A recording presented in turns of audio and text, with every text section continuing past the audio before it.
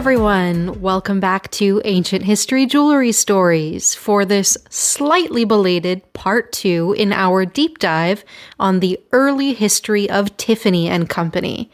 This was supposed to come out on Wednesday, and yes, consistency is important, but I guess I have decided that I'm going to be consistently inconsistent. This podcast episode is part 2 of a 2-part series. If you have not listened to part 1, please go back and listen to that one first. Otherwise, you will be missing quite a bit of information and context. Part 1 went into the history of Charles Louis Tiffany, his son Louis Comfort Tiffany, and George Frederick Kunz, a gem collector, mineralogist, and scientist who was integral in the early days of Tiffany and Company. And because this is part 2 of a 2-parter, I will spare you all of the plugs, links, and where to find me's until later on in this episode. If you don't already know who I am, as I said, please go back and listen to part 1 first. Although I did want to say, before we get into the good stuff, I really loved all of the comments that were left for part 1 of this series. I love the new comment feature on Spotify. At least it's new to me. I didn't know you could comment on podcasts. And it's been so fun seeing what everyone has to say, giving me your feedback, engaging with the episodes. It makes it feel a little less like I'm just sitting in my living room spouting facts at my little microphone. So thank you. Keep leaving me comments, unless they're mean, in which case go find something better to do with your time. With that being said, let's get into part 2 of the early history of Tiffany and Company. For this episode, I want to focus on 3 of the most important craftspeople and artisans who helped bring Tiffany's visions to life: Paulding Farnham, Julia Munson, and Meta Overbeck.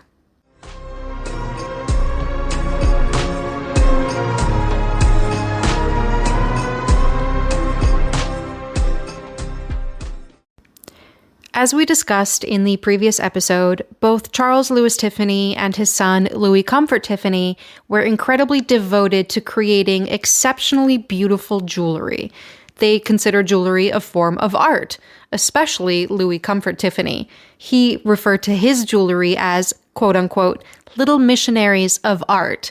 And while his father was devoted to finding the rarest, most exceptional, and most unusual gems for his jewelry, Louis Comfort Tiffany was more focused on using jewelry as a means to change and revolutionize people's tastes in jewelry and art. Both of these men relied on jewelers, goldsmiths, and craftspeople to bring their visions to life. While Charles Louis Tiffany knew his stuff when it came to gemstones, he himself was not a goldsmith. And while Louis Comfort Tiffany had ample experience with glass and enamel, he also was not a goldsmith. Both of these men had brilliant ideas, but without other people, their ideas would have never come to fruition. I wanted to go in chronological order, talking about 3 of the most important people in the history of Tiffany and Company. And if we're starting early, we're going to start with Paulding Farnham. He was born George Paulding Farnham. Paulding is actually his mother's maiden name, but during his life he went by Paul or Paulding, which I think is way more intriguing than being a George. Paulding Farnham was born in 1859, and Wikipedia describes him as a designer, sculptor, and metallurgist. Paulding Farnham's career at Tiffany started in 1879, at least informally. This is when he started an apprenticeship with Tiffany's chief designer, Edward C. Moore.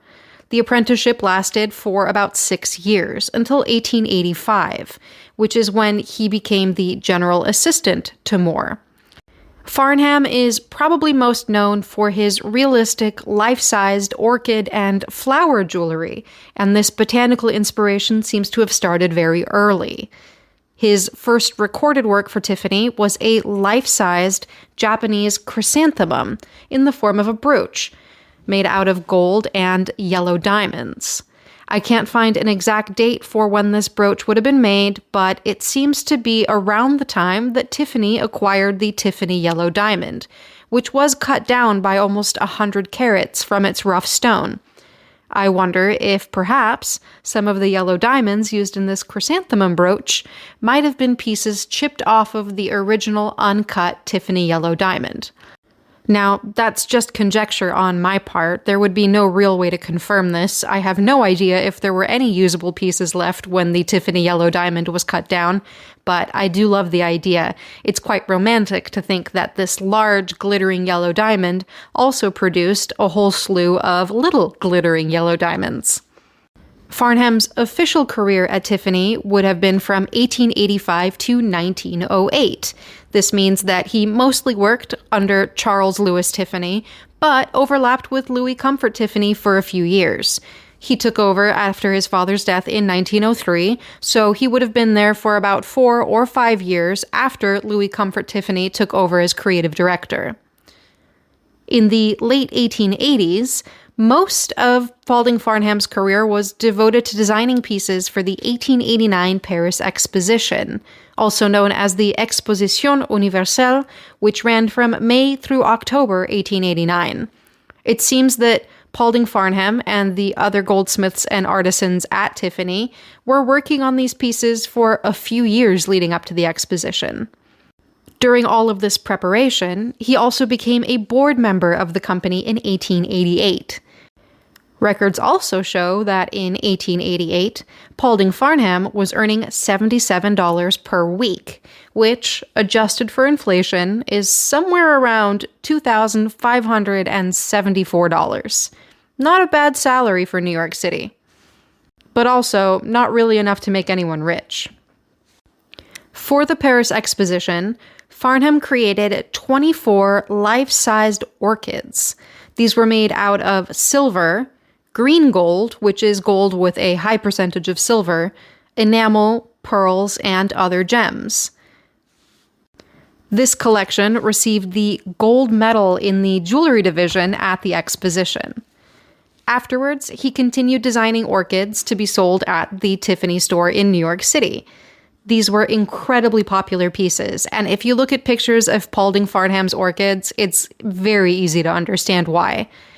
These orchids represented perfect, idealized specimens, almost more beautiful than nature herself could make them, coated in beautiful, vibrant colors of enamel, studded with intriguing and exceptional gemstones, including some of the earliest Tiffany legacy stones. This is the name given to stones that Tiffany and Company either discovered or introduced to the world, and one of the very first was the Montana sapphire. If you listened to episode 1, which I hope you did if you're already this far into episode 2, then you will remember that we talked about George Frederick Kuntz, the gem collector who had such an impact on Tiffany and Company's early output. He was responsible for identifying the first Montana sapphires, which are exactly what they sound like. Sapphires found in Montana.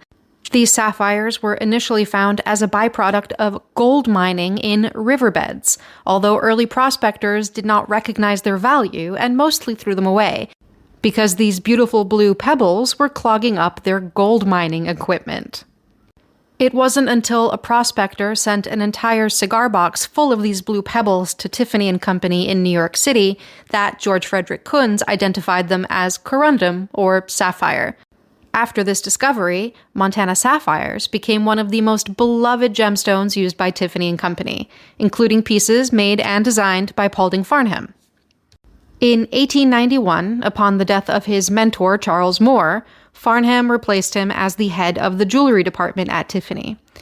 In 1896, he married the sculptor Sally James, who became Sally James Farnham.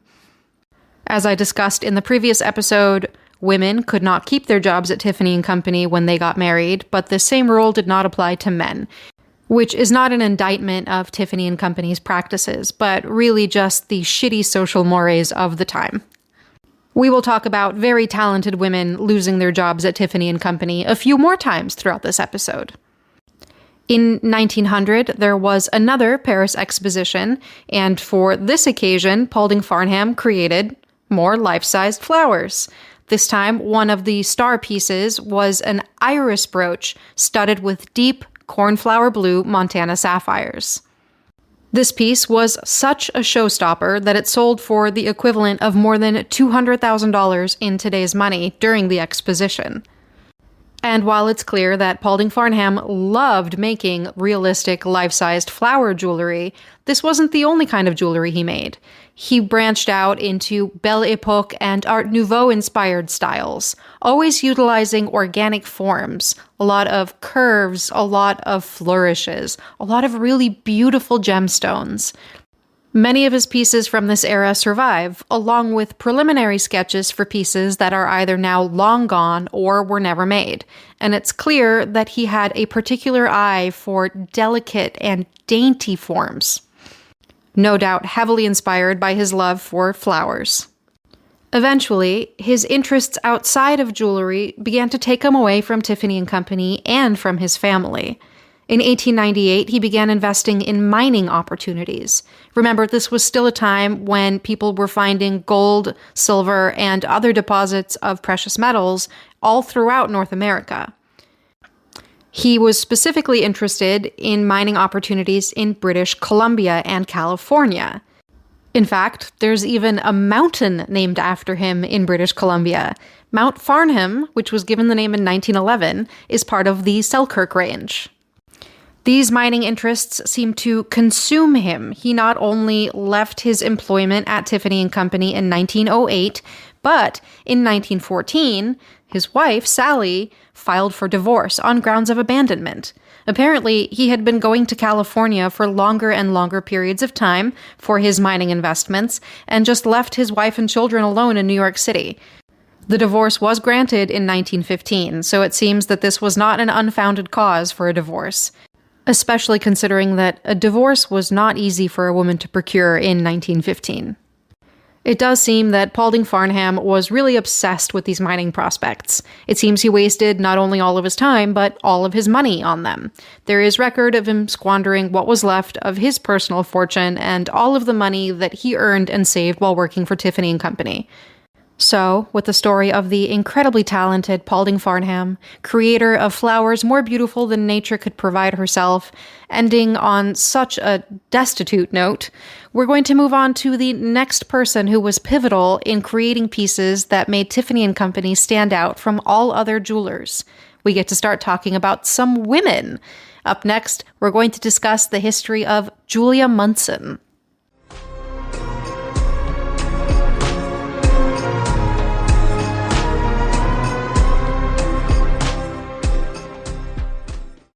In the last episode, I mentioned that Louis Comfort Tiffany was very much ahead of his time when it came to hiring women. It seems that he really respected women as fellow craftspeople and artisans. Not only that, it seems that he discovered something that neuropsychologists have only recently confirmed. For someone who was absolutely obsessed with color, the fact that women have a more nuanced understanding of color and a better ability to distinguish between shades must have seemed like a very useful skill to him. And before anyone thinks I'm pulling this out of my ass, go ahead and look it up. It has been confirmed that women are better at distinguishing between colors than men.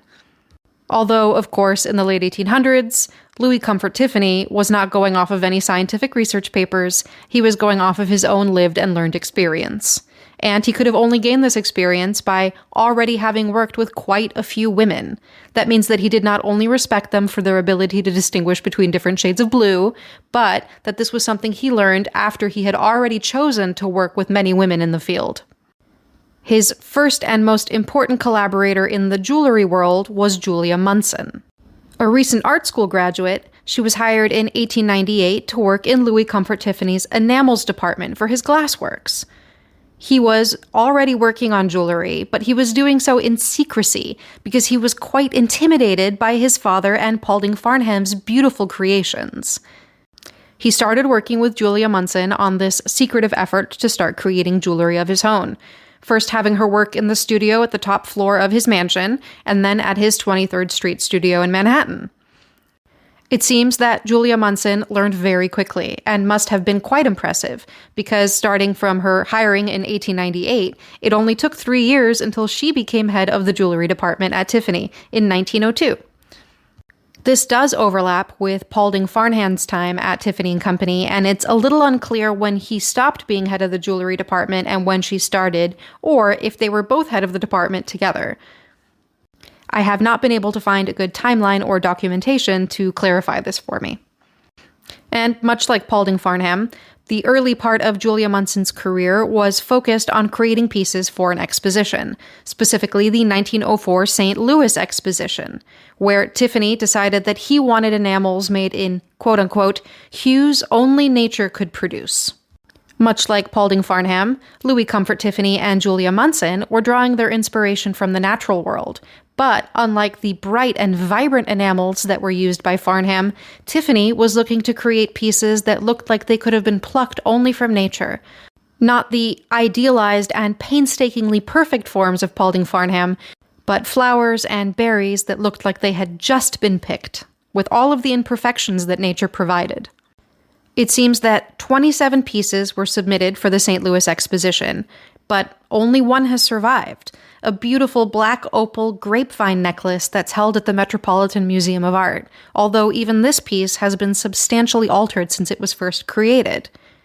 We do have some descriptions of some of the 27 pieces that were exhibited, and they sound positively dreamy.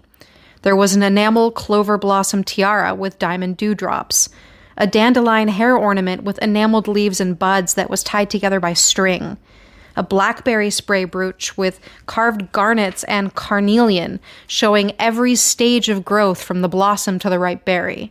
All of these pieces reflected the interest in organic, natural growth that Louis Comfort Tiffany brought to not only his jewelry, but his works of art in glass as well.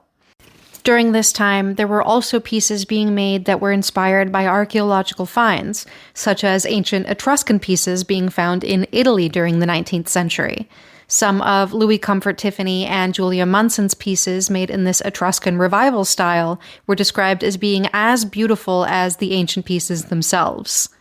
It's pretty clear that there was a deliberate and constant collaboration between Tiffany and Munson, and this wasn't just him delegating ideas for her to create.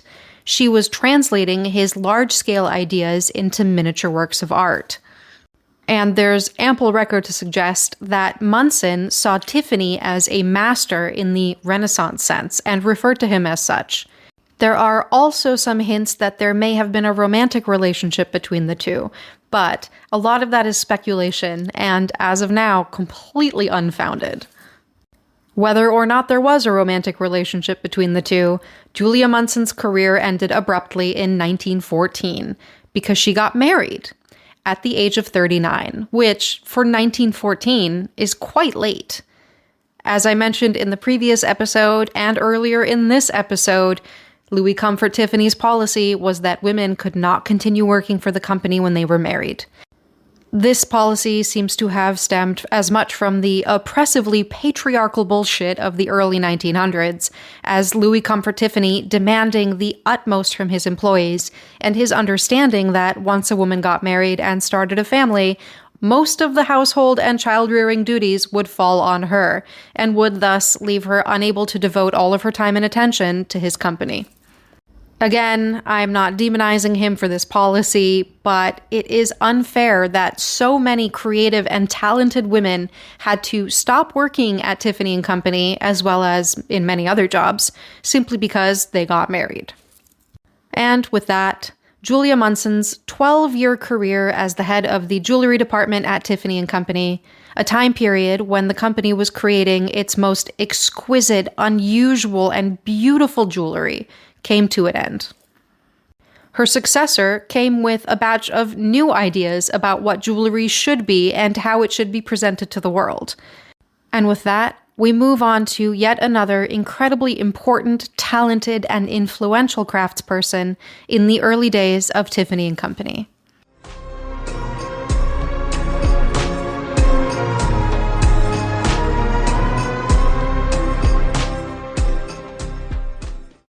Julia Munson's successor as the head of the jewelry department was Meta Overbeck, yet another woman hired by Tiffany in order to execute his visions and bring them to life.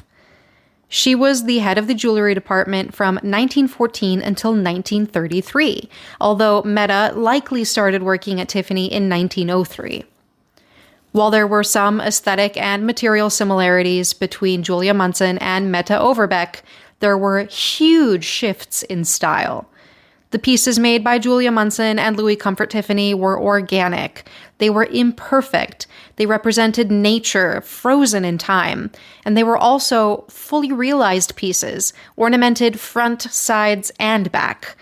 Meta Overbeck took a slightly different approach to jewelry. She was not as avant-garde. She was not as eccentric. She was not as unusual. Although she had the same respect for color, the same respect for materials, her styles were more geometric, more symmetrical, and focused on much brighter colors. Her focus in designing jewelry was more about appealing to the masses. There was less eccentricity. Her jewelry was, in a sense, easier for the average consumer to understand. When Louis Comfort Tiffany retired as artistic director in 1918, it meant that there was less oversight and collaboration, and that Meta herself was more directly responsible for designing and realizing these pieces. Julia Munson and Louis Comfort Tiffany had worked closely together, with Munson bringing Tiffany's visions to life. But it seems that, after 1918, Overbeck was bringing her own visions to life. Usually with Tiffany's blessing, but they were less informed by his ideas and his concepts.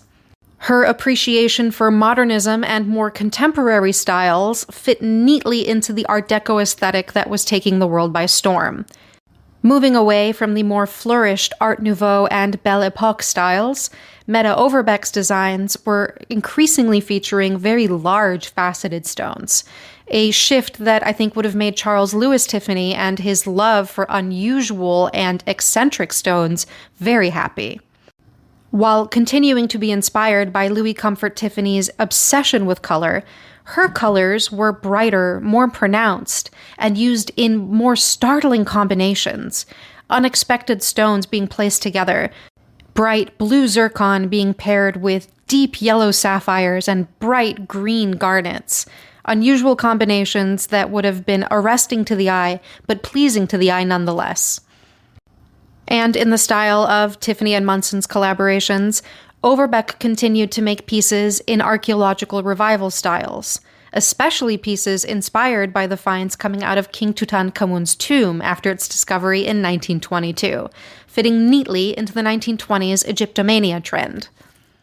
Her understanding of styles and trends included the use of popular stones of the time like jade and coral, stones which you did not see very often in earlier Tiffany pieces. Interestingly, Meta Overbeck referred to herself on a census form as a designer working for a jeweler, whereas Julia Munson referred to herself as an artist. I think this gives us some really interesting insight into how these two women viewed their roles in the company and what they expected to accomplish. While Julia Munson was creating art, again, Tiffany referred to his jewelry as his quote-unquote little missionaries of art, and she felt she was translating the ideas of her master into reality. Meta Overbeck was creating commercial art, something to be purchased with the understanding that it had to appeal to a large group of people in order to be profitable. She was designing. She was not creating art. She wasn't translating a master's ideas into reality. She was taking her designs and making them reality. While Meta Overbeck's designs don't have the sense of fantasy that you find in the collaborations between Munson and Tiffany, they are timeless, truly timeless. There are many pieces designed by her between 1914 and 1933 that look like they could have been made today and are certainly still being worn today. After 19 years of working for the company, Meta Overbeck left Tiffany when Louis Comfort Tiffany passed away in 1933. She did not leave because she got married, but not much is known about her later life. She did, however, leave behind a series of beautiful sketches. Lovely design sketches done in pencil and watercolor for pieces that were created and pieces that were never realized. These sketches were donated to the Morse Museum, which has a large collection of pieces made by Tiffany, both glass and jewelry. And these have been published as a book, which can be purchased today. I have the book on my birthday wish list. And while Julia Munson and Meta Overbeck were certainly not the only women who were creating jewelry for Tiffany, they're the ones we know the most about. It seems that the stories and histories of many of these other women have been lost to time, although hopefully, over the years, more information will come out and we will get to know more about the histories of the other women who were integral in bringing Louis Comfort Tiffany's visions to life.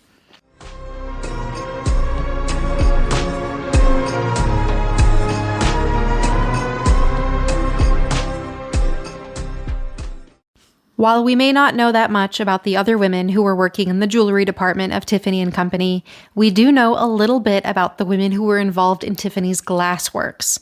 Yeah, they're not really related to the jewelry thing, but I do think it's important to talk about the contributions that women made for Tiffany even outside of the realm of jewelry. If Louis Comfort Tiffany was hiring this many women for his jewelry department, it makes perfect sense that he was also hiring a slew of women for his glassworks, which employed far more people than the jewelry department at Tiffany & Company. One of the most well-known and most important was Clara Driscoll. She was the head of what was affectionately referred to as Tiffany Girls, technically known as the Tiffany Studios Women's Glass Cutting Department. These women were employed to select and cut glass for all of Tiffany's lamps and some of his larger glass installations. And they were not only cutting glass. Although this is how they're remembered by history, many of these women had much more important contributions in his glassworks. Clara Driscoll herself designed more than 30 Tiffany lamps, including some of the most distinctive and sought-after styles, such as the wisteria and dragonfly style. She was hired in 1888. She was also a victim of the aforementioned patriarchal bullshit. She was hired in 1888, but had to leave in 1889 when she got married. When her husband died in 1892, she returned to the company until 1909, when she got married for a second time. So it seems that even though women did have to leave their employment when they got married, they could come back if for some reason things didn't work out, like, say, your husband died, or the rare divorce. And while we know the most about Clara Driscoll and her contributions to Tiffany's glassworks, there are other so-called Tiffany girls who were designing and were really important in the world of Tiffany glass as well. While we may not know much about their histories, I do want to note their names, at least 3 that we know of, because I think it's important that these women get recognized for their accomplishments. We know of design sketches made by 3 women who were part of the Tiffany girls: Alice Carmen Gorey, Agnes Northrup, and Lillian Palmier. Hopefully, over time, we'll have the opportunity to learn more about these women who were instrumental in creating some of the most distinctive glass pieces made by Tiffany's glassworks. It's clear that Louis Comfort Tiffany surrounded himself by talented women. It seems that he respected them as fellow humans, which I know that's a very low bar, but we are talking about the late Victorian and early Edwardian eras when women were simply not seen as other human beings by most men. That is a gross oversimplification, but it was rare for somebody in Louis Comfort Tiffany's position to give this many jobs to this many women in a field that was mostly dominated by men, at least prominent positions and important positions. And even though we may not know the names and accomplishments of most of the women that he hired, the ones that we do know about make it clear that many of the masterpieces created by Tiffany & Company, both the jewelry and Tiffany's glassworks, would not have been possible without the hard work and creative vision of many talented women.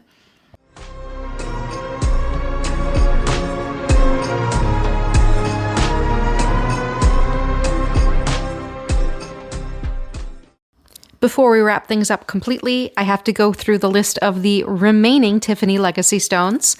Aside from the aforementioned Montana sapphire, we have kunzite. This is a pink-purple variety of the gem spudamine, which is very fun to say, and it's named after George Frederick Kunz himself. It was discovered in California in 1902. Then we have morganite.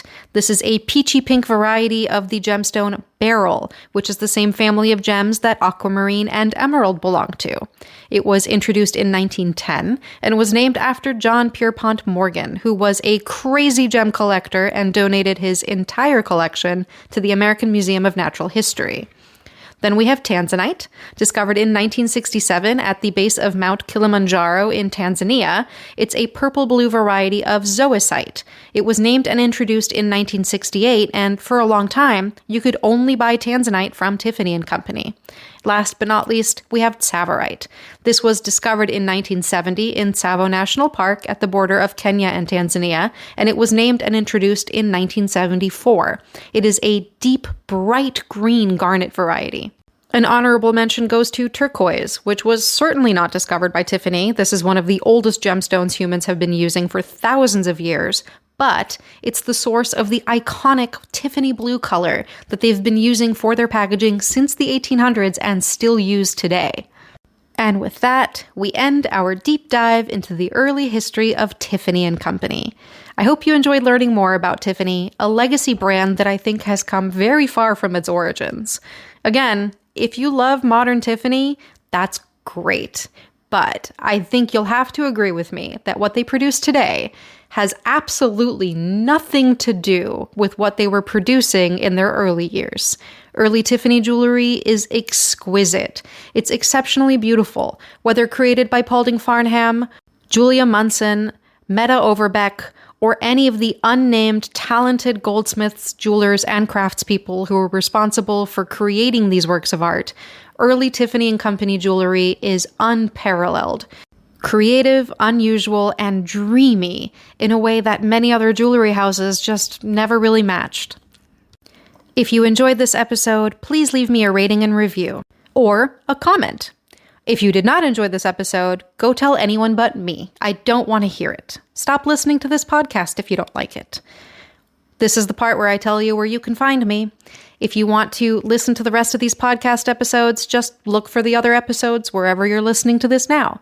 If you want to watch my videos, also called Ancient History Jewelry Stories, you can find me on Instagram, YouTube, and TikTok under the username moonhoney.jewelry. If you want to see the jewelry that I make, usually crafted with ancient techniques and inspired by ancient and historical jewelry, you can find that at shopmoonhoney.com. If you want to find my merch and maybe buy yourself a spicy That Asshole Christopher Columbus tote bag so you can shock everyone at your local farmer's market, you can find that at merch.shopmoonhoney.com. If you want to join me on Patreon, where there's going to be a poll next week to determine the podcast episode topic for next month, you can find that at patreon.com/ancient history jewelry stories. Once again, thank you for being here. Thank you for listening, and I'll see you in a couple of weeks for more ancient history jewelry stories.